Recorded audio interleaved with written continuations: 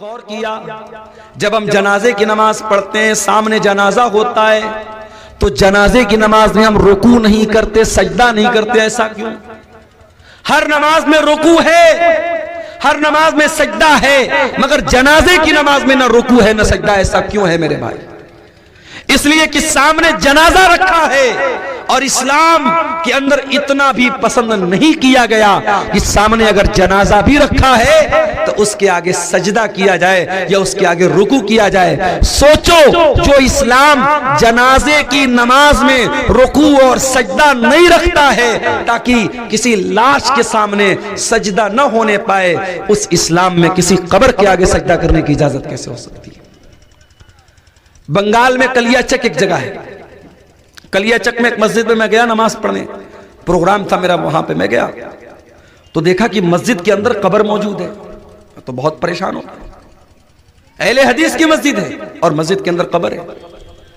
मैंने कहा भाई अहले हदीस की मस्जिद में कब्र कहां से आई? तब मौलाना साहब बहुत पहले से ये कब्र है।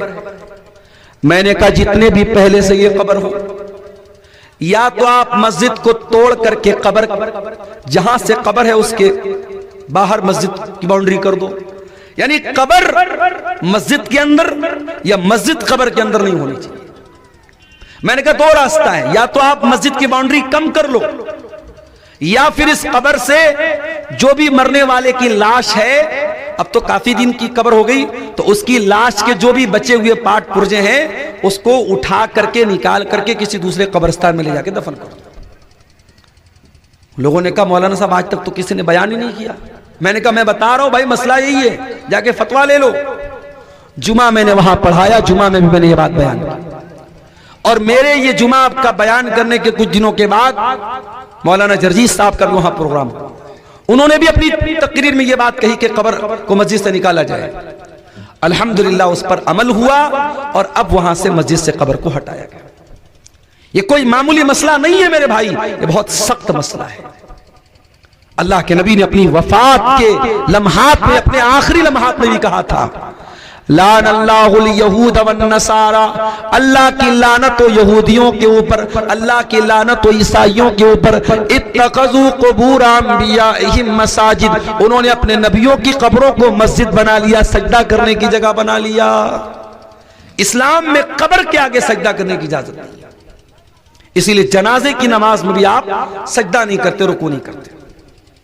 अच्छा, जनाजे की दुआ कितने लोगों को याद है? जरा हाथ उठा के बताओ तो, कितने लोगों को याद है? ईमानदारी से बताना, झूठ मूठ हाथ मत उठाना।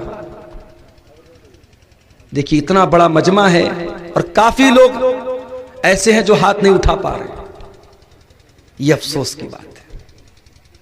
आप अपने दुनिया के कामों में बहुत माहिर हैं, अपनी राजनीति के मामले में बहुत माहिर हैं, अपनी खेती बाड़ी के बारे में बहुत जानकार हैं, लेकिन आपको जनाजे की नमाज की दुआ तक नहीं आती।